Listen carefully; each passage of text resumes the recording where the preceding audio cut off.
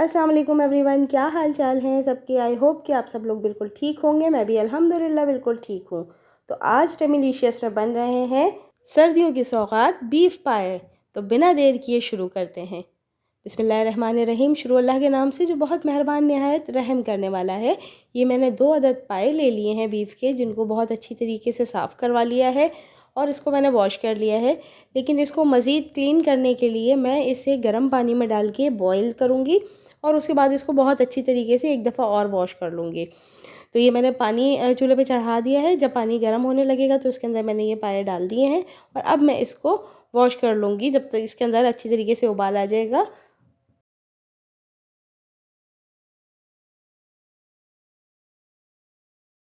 अच्छा जी, ये पाए मैंने बहुत अच्छी तरीके से वॉश कर लिए हैं गर्म पानी से और ये जिसमें जो मज़ीद थोड़ा बहुत भी गंद रह गया था वो भी निकल चुका है। अब ये एक पैन में पानी डाल के उसके अंदर मैं ये पाए गलने के लिए रखूँगी ताकि बहुत अच्छी तरीके से ये गल जाएँ। साथ में इसके कुछ मसाले ऐड करेंगे ताकि उसकी यखनी भी आ जाए और उसमें टेस्ट भी आ जाए। तो ये मैंने एक प्याज ले ली है, उसको स्लाइस कर लिया है। 12 से 15 लहसुन के जवे हैं और एक अदरक का टुकड़ा है। साथ में 2 तेज़ पत्ते हैं। गरम मसाले में 2 इसमें बड़ी इलायची हैं, एक दालचीनी के स्टिक है, 4 से 5 हरी इलायची हैं, 6-7 लौंगें और 1 चम्मच छोटी चम्मच काली मिर्ची है, नमक है और हल्दी है। ये सब मसाले डाल के इसको हमने यखनी बनाने के लिए और पायों को गलाने के लिए रखना है। तकरीबन 6 घंटे के लिए हमने इसको रखना है और बिल्कुल स्लो फ्लेम पे रखना है। आहिस्ता आहिस्ता ये पकते रहेंगे और गलते रहेंगे। एक तरीका ये भी है कि आप इसको प्रेशर कुकर में भी बना सकते हैं, लेकिन पाए का जो असल टेस्ट है वो इसको स्लो पकने में ही आता है। जब ये स्लो आंच पर बहुत देर तक पकता है तो ये अपना जेलेटिन रिलीज़ करता है, जिसकी वजह से वो पाए का एक जो मखसूस टेक्सचर होता है वो आता है।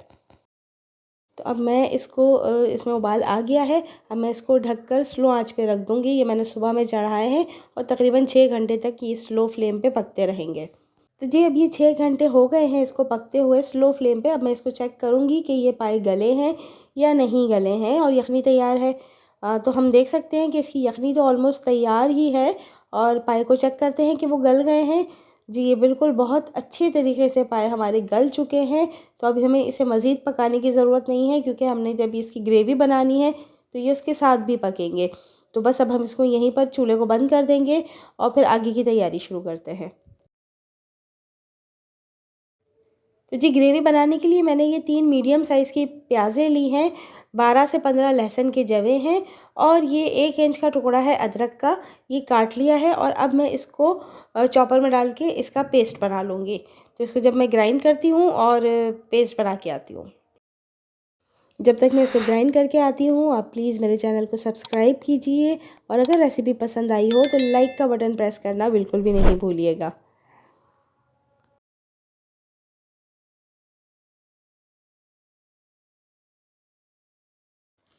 तो जी, मैंने ये पेस्ट तैयार कर लिया है। अब हम चलते हैं कुकिंग की तरफ। तो ये मैंने चूल्हे पर एक पैन चढ़ा दिया है, बड़ा पतीला है, उसके अंदर हमने बनाना है। आधा कप मैंने इसमें ऑयल डाला है। ऑयल आधा कप ही बहुत रहेगा, क्योंकि पाए ने ऑलरेडी बहुत ज़्यादा ऑयल रिलीज़ किया है, वो बहुत ज़्यादा चिकने होते हैं, तो ऑयल को हमने कम ही डालना है। तो ये ऑयल जब हल्का सा गर्म हो जाएगा तो इसमें मैंने ऐड कर देना है हमारा लहसुन, अदरक और प्याज का जो पेस्ट था, वो मैं इसमें ऐड कर दूँगी। प्याज का पेस्ट ऐड करने के बाद हमने उसको उस वक्त तक भूनना है जब तक कि ये पकने ना लग जाए। इसका कलर थोड़ा सा चेंज हो जाएगा और इसकी खुशबू आने लगेगी, तो हमें अंदाज़ा हो जाएगा कि ये प्याज पक चुकी है, इसका कच्चापन ख़त्म हो गया है। अब यहाँ पर मैंने इसमें 1 चम्मच पिसी हुई लाल मिर्च ऐड की है और इसके साथ 1 चम्मच ही पिसा हुआ धनिया ऐड करूँगी और इसके साथ आधी चम्मच हल्दी ऐड करूँगी। हल्दी मैं ऑलरेडी यखनी में भी डाल चुकी हूँ। साथ में मेरे पास ये पाया मसाला है, हाफ़ पैकेट पड़ा हुआ है, मैं वो ये ऐड कर दूँगी। अगर आप नहीं डालना चाहते तो आप इसकी क्वांटिटी, धनिए की और मिर्चों की क्वांटिटी आप बढ़ा देंगे और उसके साथ 1 छोटी चम्मच जायफल, जावित्री और हरी इलायची का पाउडर, वो भी पीस के डालेंगे। खुशबू उससे बहुत ज़्यादा अच्छी आती है। अब ये मसाला डाल के हमने इसको बहुत अच्छे तरीके से भूनना है जब तक कि ये अपना कलर ना छोड़ दे।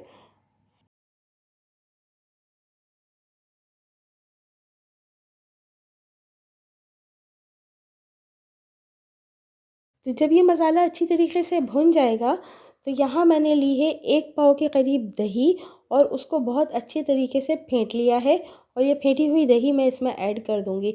दही को फेंटिएगा ज़रूर, अदरवाइज़ इसके अंदर फुटकियाँ सी बन जाएंगी, कडल हो जाएगी ये।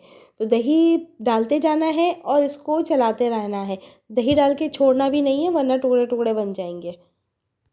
दही डालने के बाद हमने इसको फिर एक दफ़ा बहुत अच्छे तरीके से भूनना है। इतना भूनना है कि ऑयल सेपरेट हो जाए और उसमें से अच्छी सी सूंधी-सूंधी खुशबू आने लगे। जब ये ऑयल सेपरेट हो जाएगा, अच्छी तरीके से मसाला भुन जाएगा, तो हमने जो पाए बना के गला के तैयार करके रखे थे, मैं वो उसमें ऐड कर दूँगी। तो ये यहाँ पर मैं इसमें पाए ऐड कर रही हूँ और पाए डालने के बाद जो यखनी थी वो भी ऐड कर दूँगी इसमें।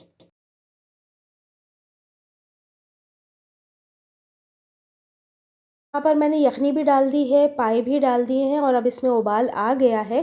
तो अब उबाल आने के बाद अब मैं इसको ढककर मज़ीद 35 से 40 मिनट तक स्लो आंच पे पकाऊंगी, ताकि मसाला अच्छी तरीके से एब्ज़ॉर्ब हो जाए और कलर अच्छा सा आ जाए।